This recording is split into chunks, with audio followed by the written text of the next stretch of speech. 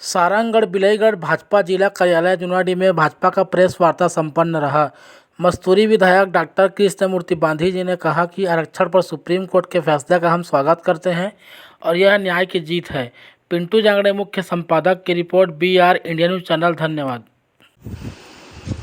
आज का जो आप लोगों के बीच में बैठ कर के प्रेस कॉन्फ्रेंस का विषय है कि कल जो फैसला हुआ है सुप्रीम कोर्ट में आरक्षण बिल को लेकर के, जिसमें 58% आरक्षण को वैलिड माना है, और इस आरक्षण में कि जब सुप्रीम कोर्ट ने उसको यथास्थिति रखने की जो निर्देश दिया, इससे यह स्पष्ट हो गया कि भारतीय जनता पार्टी ने जो 2012 में जो 58% के आरक्षण को लेकर के काम कर रही थी, और इस काम को कांग्रेस ने जब 2022 में जो मामला आया इनका, तो ठीक से पैरवी नहीं करने के कारण वो आरक्षण पर रद्द हुआ।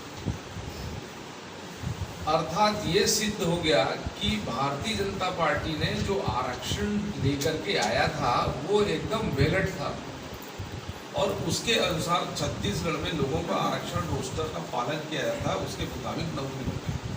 लेकिन कांग्रेस की इस दोहरी नीति देखने को मिला है कि जो आरक्षण है,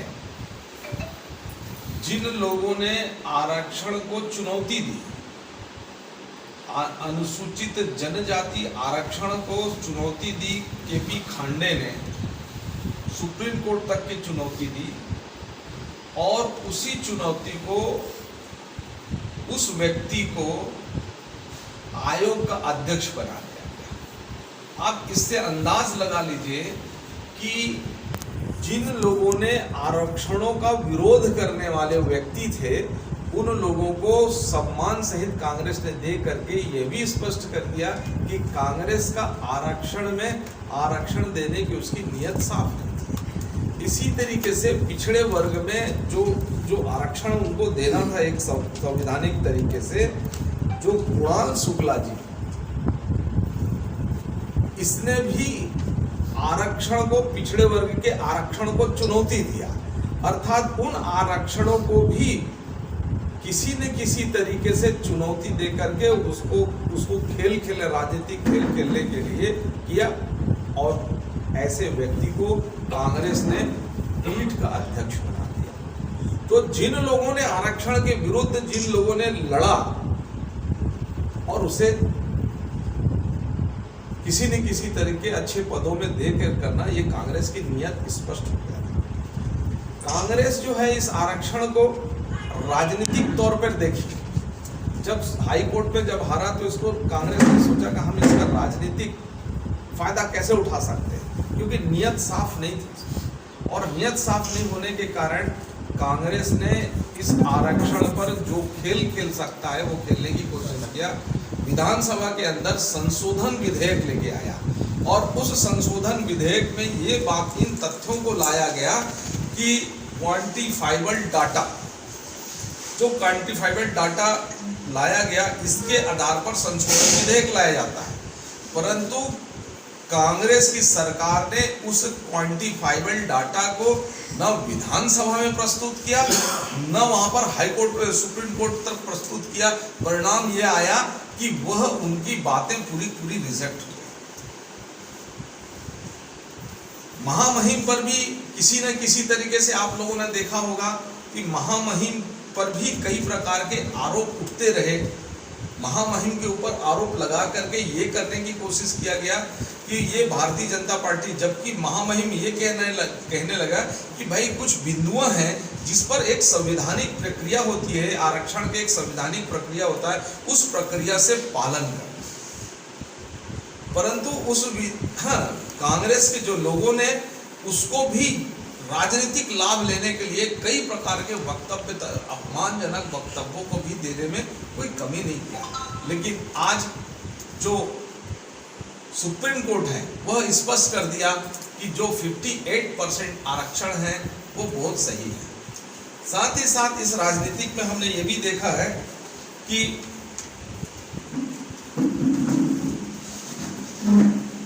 कांग्रेस पिछले समय से ही कई उसका इतिहास ऐसा रहा है कि जब वीपी सिंह की सरकार थी तो वीपी सिंह ने नौकरियों में पिछड़े वर्ग का आरक्षण देने की बात किया गया। उस समय भारतीय जनता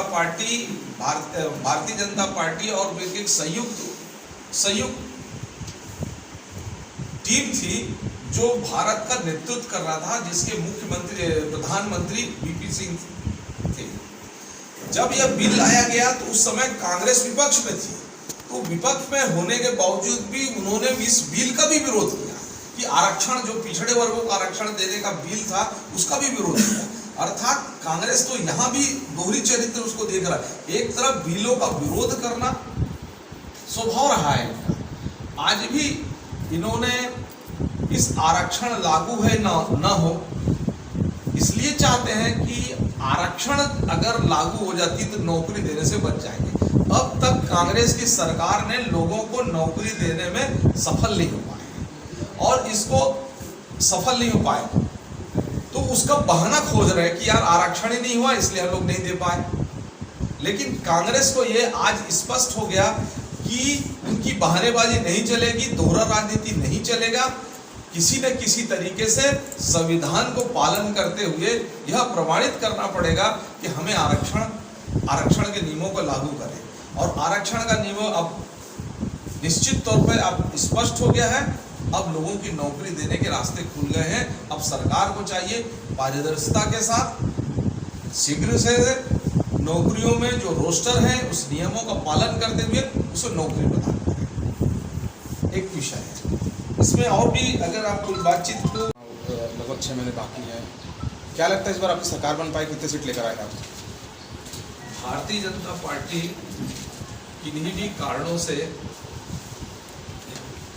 हम लोग 15 सीट पर आए।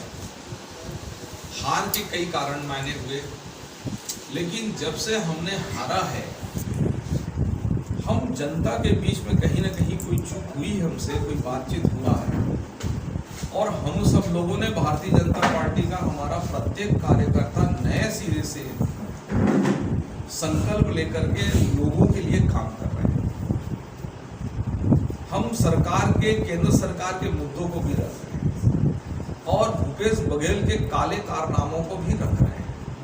और आज भूपेश बघेल के खुद मुंह से निकलने लगा है कि मेरे कांग्रेस के 47 विधायक योग्य नहीं रह गए, उनको बदलने की आवश्यकता है। अर्थात अब ये स्पष्ट हो गया है कि कहीं न कहीं भारतीय जनता पार्टी के कार्यकर्ताओं का जो प्रयास है, मनोबल है, आज हम कम से कम 47% के आसपास पहुंच गए हैं। आने वाले समय में हम फिर से मेहनत करेंगे और कांग्रेस के काले कारनामों को जनता के पास ले जाएंगे कि ये आपका नरवा गुरवा जो है, गांव के डेवलपमेंट की जो राशियां हैं उसको सुरर करके, उसको खींच करके आपने नरवा गुरवा में डाला है। जो पैसा आपका लगभग बिना मॉनिटर के वह फिजूल खर्च हो रहा है। कुछ जगह आपने लगाए सफलता की कहानियां सुना रहे हैं। जब वहां पर देखने जाते हैं तो ऊंट के मुंह में जीरा के समान आता है, पैसा मुंह के बराबर होता है और उसके लाभ जो है उसकी आउटपुट दिखती है। भ्रष्टाचार है, भू माफिया, रेत माफिया ऐसा बढ़ा हुआ है और तरह तरह के अपराध की श्रेणियां कांग्रेस के कार्यकाल में है। जिन गांव में राजस्व के मामलों पर खुलकर अधिकारी कर्मचारी पैसे मांगने लगे, इतना मनोबल बढ़ा हुआ है। ये सब अपराध छत्तीसगढ़ के बहुत तेजी से बढ़ रहे हैं। जनता इससे त्रस्त है और इसको कांग्रेस सरकार को इस बार उखाड़ के फेंकेगी। सिर्फ सारंगढ़ में देखा जा रहा है कि लगातार जो आपके भाजपा पार्टी वो कमज़ोर नज़र आ रही है, क्योंकि जो दम यहाँ दिखना चाहिए, 6 महीने चुनाव बाकी हैं और वो दम दिख नहीं रहा है। पार्टी में आपसी मनमुटाव भी देखा जा रहा है। किस तरीके से हैंडल करेंगे इसको आप आगामी चुनाव के लिए, क्योंकि समय भी आप लोग के पास बहुत कम बचा हुआ है? सारंगढ़ का अगर ऐसा आपका सुझाव है कि मतभेद ज़्यादा है तो निश्चित तौर पर पार्टी ऐसे मतभेदों को दूर करने के लिए कार्यकर्ताओं के बीच में समन्वय बिठाने के लिए प्रयास करे। और बेहतर ढंग से प्रयास करेंगे, उसको समन्वय अच्छे से बिठा लेंगे, और समन्वय बैठेगा तभी हम बेहतर तरीके से जीत पाएंगे। सोने वाली बात तो एक अच्छी बात है, ठीक है। यहाँ जो सलवा जोड़ उसके लिए क्या करोगे, क्या करेंगे आप लोग, क्योंकि जो यहाँ बीजेपी के बड़े नेता हैं उनका कांग्रेस के साथ उठना बैठना है। जैसे आगामी विधायक कार्यालय का घेराव हुआ था, उसमें आपके कार्यकर्ता को जमकर पीटा गया था, लेकिन एक FIR तक नहीं हुई आपके पार्टी के द्वारा उसमें। तो ऐसे में क्या कार्यकर्ताओं का मनोबल नहीं टूटेगा? उस घटना में मैं स्वयं भी था, और उस घटना के बारे में मुझे खुद हमने पहल किया कि जब हम कोई घेराव करने जाते हैं, कोई आंदोलन करने जाते हैं, कहीं न कहीं कुछ घटना छोटे मोटे होते हैं, और हम सब लोगों का दायित्व भी बनता है कि ऐसे घटनाओं में जो उनका विरोध करें। मैंने SP कार्यालय में खुद जा करके किया, लेकिन SP कार्यालय में हमने बात रखा अपने कार्यकर्ताओं से भी, जिसने मार खाया संवैधानिक तरीके से अपनी बात को प्रस्तुत करे। तो कहीं न कहीं कार्यकर्ता का एक विचार आया कि नहीं, अभी मुझे रिपोर्ट नहीं करना, क्योंकि जब तक FIR दर्ज नहीं होंगे, जब तक बातचीत नहीं होगा, कार्रवाई आगे नहीं बढ़ेगा, क्योंकि ये कार्रवाई करना नहीं करना उस कार्यकर्ता के भी मनोबल पर पड़ा हुआ। अपनी पार्टी की तरफ से आप लोगों ने क्या कोई पहल की, लिखी शिकायत करने की कोशिश की उसमें? मैंने बताया ना, हम सब लोग, मैं स्वयं खुद SP कार्यालय में जा कर के इन बातों को, इन वीडियो को भी मैंने उनको बताया कि कैसे किस तरीके से इंटेंशनली ऐसा कृत्य कांग्रेस के लोग जो है वो लोकतंत्र में कर रहे हैं। क्योंकि ये पहला घटना नहीं था, इससे पहले भी आपके कार्यकर्ताओं, महिला कार्यकर्ताओं को कचौड़ियाँ फेंकी गई थी, गाली गलौज भी किया गया है। उसके बावजूद भी लगातार आप लोग दबाव की राजनीति यहाँ पर झेल रहे हैं। तो आगामी विधानसभा जो 6 महीने